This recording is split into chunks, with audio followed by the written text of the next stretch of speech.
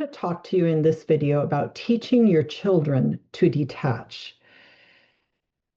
If you are familiar with my materials, my classes, the books, the videos, you know, an area that I talk about often is about how to detach with love. Detaching with love is about not taking things personally that other people feel and do and choose and say. It is the ability to separate yourself from the other person's choices and words and feelings and actions and blame and accusations and anger, et cetera, uh, to be not just take it all on, not to just feel like no matter what people say to me or say about me or do, that it's all my fault. It's all about me. It's something wrong with me. So we want our children to be resilient. Resilience means that we teach them some skills that help them to navigate life's challenges to where they can stand up against life challenges. And some of those skills are problem solving, confidence, gratitude, self-compassion, and having healthy connections to other people. But another thing that we need to teach them is how to detach with love, how to detach and separate themselves from what other people are going to do and say and be. And if you have been in a class of mine, you'll know when I talk about detachment, I say, if I can teach you to detach, I can set you free. Free from what? Free from being drawn into everything that people throw out to you. Free to stand back and choose how you're going to feel, what you're going to do, how you want to react, what you want to take on, what you're willing to accept blame for, all kinds of things where you can actually be what a healthy person can be, which is separate. And you can stand back and you can say, is this something that I'm willing to uh, take on? Am I willing to own responsibility for this? Do I feel this way, or am I going to let this other person have their feelings? I don't have to bail you out. I don't have to do all these things. That's what I teach you when I teach you to detach. Well, children need that too. And children in healthy homes learn that along with the other skills that they're learning. But children in toxic, dysfunctional homes, they do not learn it. In fact, they learn the opposite. They learn that when somebody else is feeling upset, that they've got to feel that way too. That when someone else is feeling upset, then it's their job to try to make that person not upset. It's their job to try to fix them.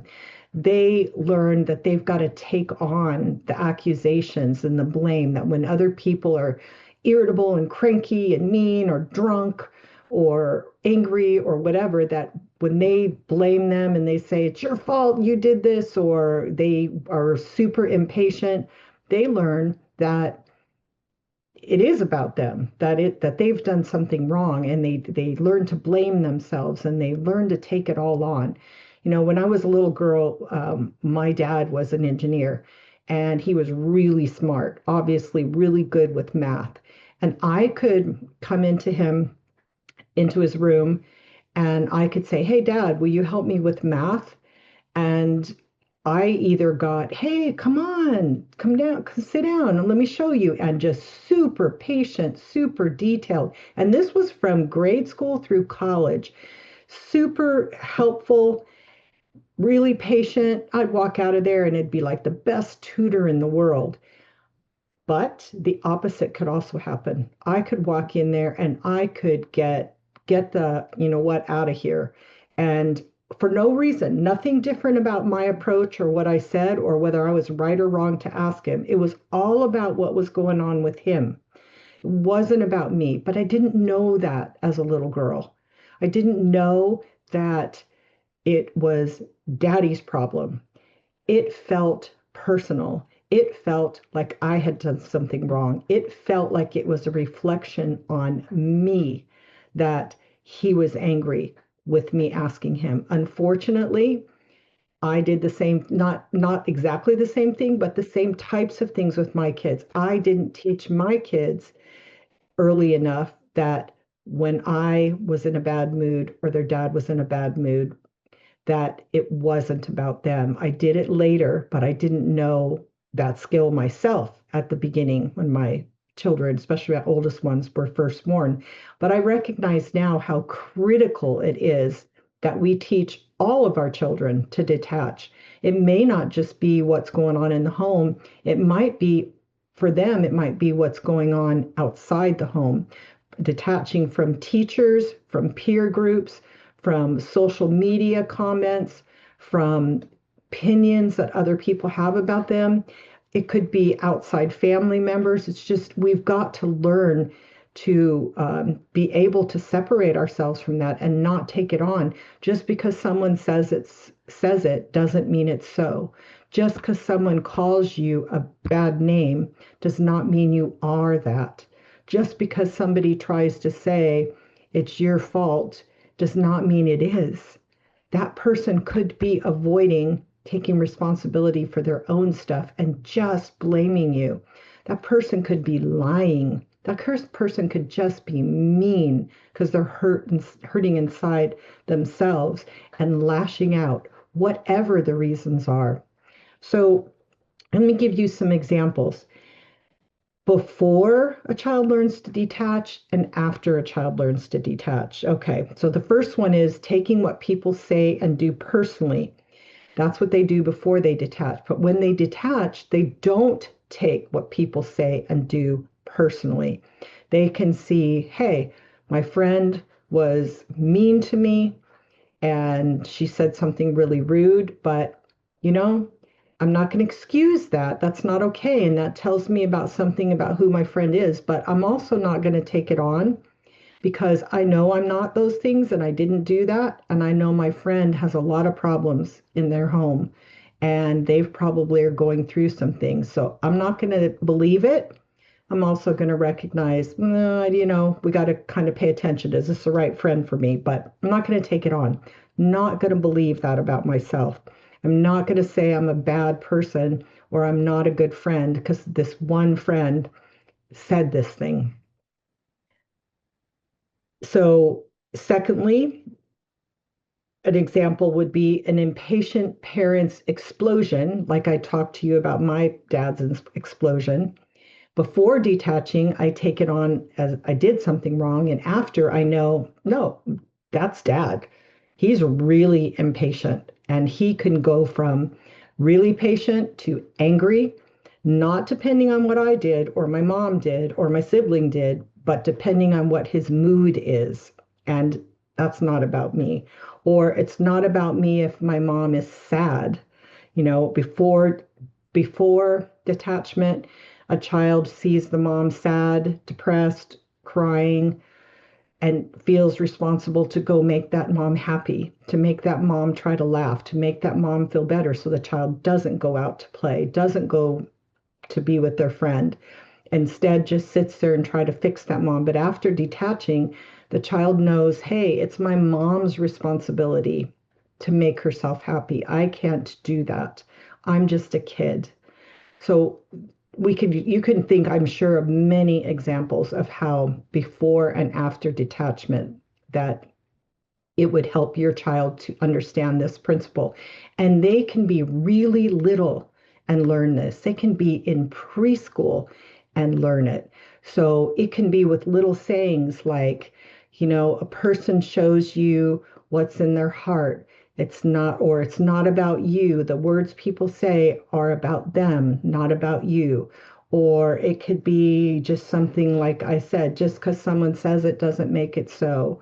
Or sometimes they say if one person tells you you have a tail, don't look. But if a bunch of people tell you you have a tail, maybe you should look. But now you have to be careful with social media because 500 people could tell you that they agree with something a mean person says, and that doesn't necessarily mean it's so. We've got to be really careful to teach our children how to filter the things that other people do and say and choose to where it just they don't automatically take it on. So there's two ways that you teach your children to detach. And the first one is you model it in your own life. You got a difficult person in your life, you detach and love to that person. You can show this with your behavior, they will see it. If your spouse or your mother or your father or your sister can rattle you really easily, and if that person is in a bad mood and all of a sudden you're in a bad mood, or if that person gets angry and then you're just kind of cower back and you start look very dejected, uh, or if you say nothing and you just take it, you are teaching them that, okay, you're affected by other people and what they say and what they do. But if you look at that and or you have that response to that and you come back and you're strong and you've got good self-confidence and good energy and you don't come back angry because you were around somebody who is angry or sad because you're around somebody that's sad. If you make choices of, grandma's sad, but we're going to go to, or dad's sad today, or dad's tired, he's not feeling good, but we're still going to go to the beach. We're still going to go to the park. If you don't let your spouse change plans and then the whole family has to change, like, or if you say your parent doesn't come to a baseball game and you say, you know, your daddy makes choices or your mom makes choices. Don't excuse it. We don't lie. Oh, daddy's always busy at work or mom has to work extra hours. No, it's okay. Just because a parent doesn't choose to come to a game doesn't mean you're a bad kid or doesn't mean you're not important. You are important. That's why mom's here, or that's why dad's here, or that's why grandma and grandpa are here.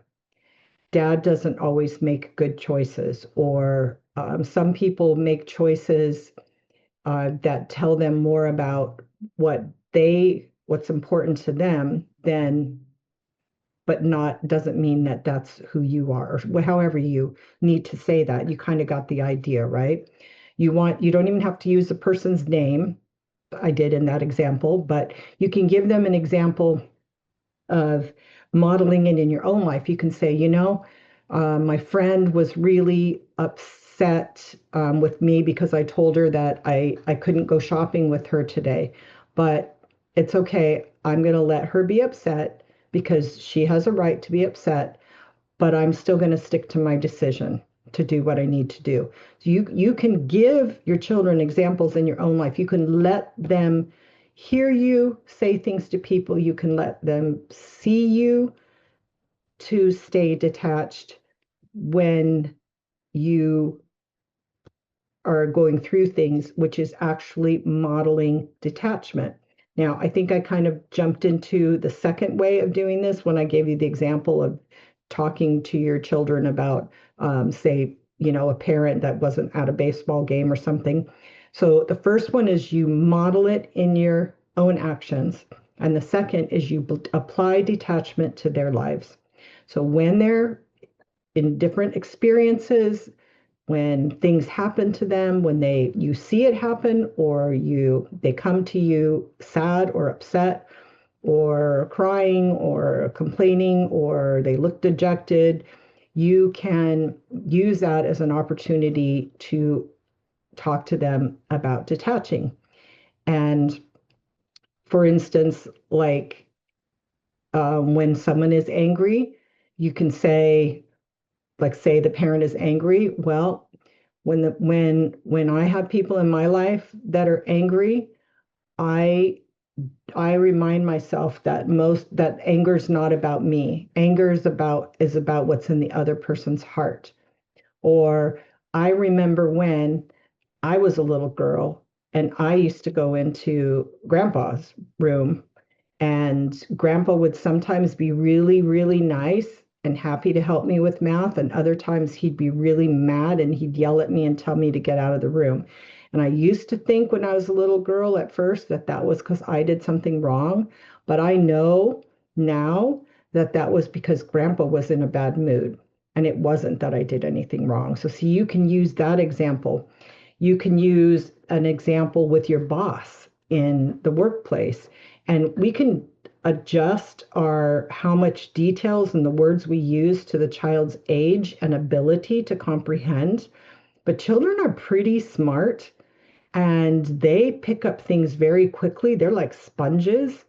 And you will notice very quickly that they will begin to parrot those words and that they will begin to exhibit those types of attitudes. You may even hear them talking out loud to themselves, and it is powerful. You can say to them things like, "Have you ever noticed that angry people are angry a lot?" And that they get mad about a lot of things and they seem to have a problem like losing their temper. Well, that helps remind us that they're just angry people. Or sometimes you can say, sometimes you learn, or you can watch movies, like you can find the right movie about a bully, a family friendly movie about a bully, where you find out, the bully is not the really nice, isn't the most popular kid, but that kid was broken inside and was just acting tough.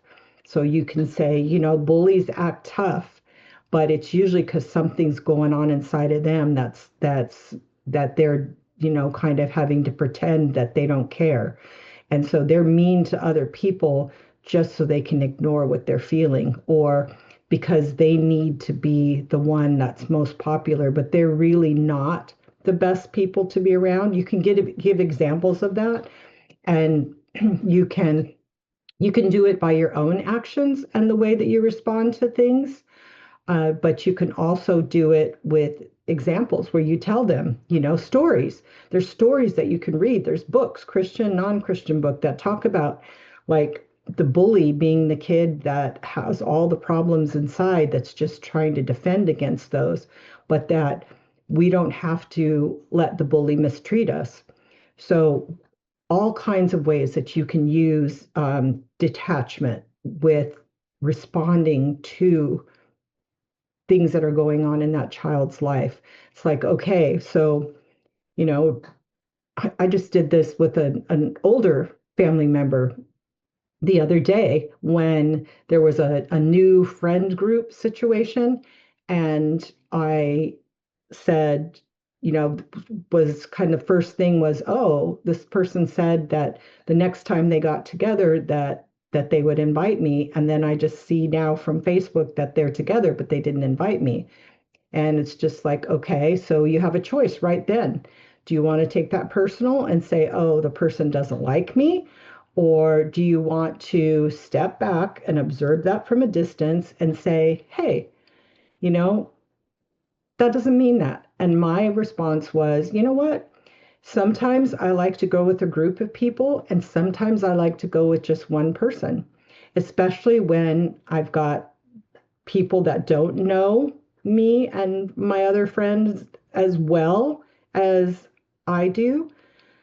I would choose maybe to go with just one person so we can have more of a heart to heart talk. So it's like, don't take it personal. It doesn't mean that they don't like you. It just means that, hey, they have a right to get together with whomever they want to. It doesn't always have to include other people. So it's learning to step back and have another viewpoint, not excusing, not lying to yourself, but looking at it from a different perspective and not personalizing everything. Like that person's personality is to be this way. Are they like this with everyone? Oh, so is this person jealous, like a situation where, let's say that they have a friend who's really demanding all their time, and any time that, say, a elementary grade kid another wants to go play off with another friend, and then the other friend gets really possessive and jealous and mad and kind of turns her back on him. And then you see your kid wanting to kind of make that kid feel better, or distressing because this one friend is mad that they're with another friend. And you can recognize, it's like, hey, I know that I have a right to choose what I want to do with my time and who I want to be with. And if I have somebody in my life who doesn't want to give me that freedom, but wants to take all of my time, I can recognize that and know that that's not really healthy, that I can choose to have lots of friends. And one friend who wants me to have only them as a friend is not the best person. What do you think about that? And you let the kid kind of apply that to that, or just little lessons. It is a phenomenal skill. So you can teach it. You don't have to say your dad, you can just say, or your mom, you can say, I've learned in my life that when people are saying, are lashing out at me, or that when they're yelling at me, or they all of a sudden turn on me, that it's about them, that it's not about me.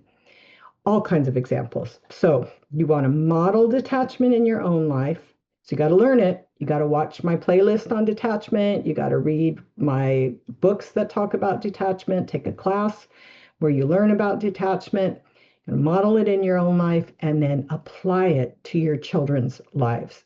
You will love the result that you get.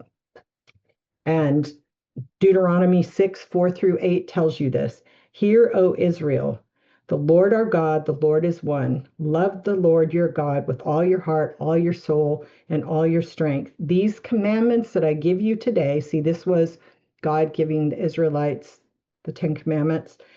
They are to be on your hearts. Impress them on your children. Talk about them when you sit at home and when you walk along the road, when you lie down and when you get up. Tie them as symbols on your hands and bind them on your foreheads. Write them on the door frames of your houses and your gates. What is that saying?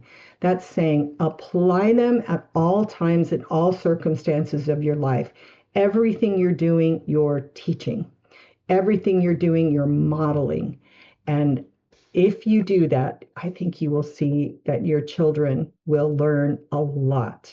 And if you're in a very dysfunctional family, a dysfunctional marriage, yes, it's affecting your children. Doing this is not the best option. The best is that they're not in it, but it is absolutely essential if they are in it and they're not able to get out of having dysfunctional people in their lives. It is essential that you teach them this. So thank you for watching. Thank you for listening, and God bless.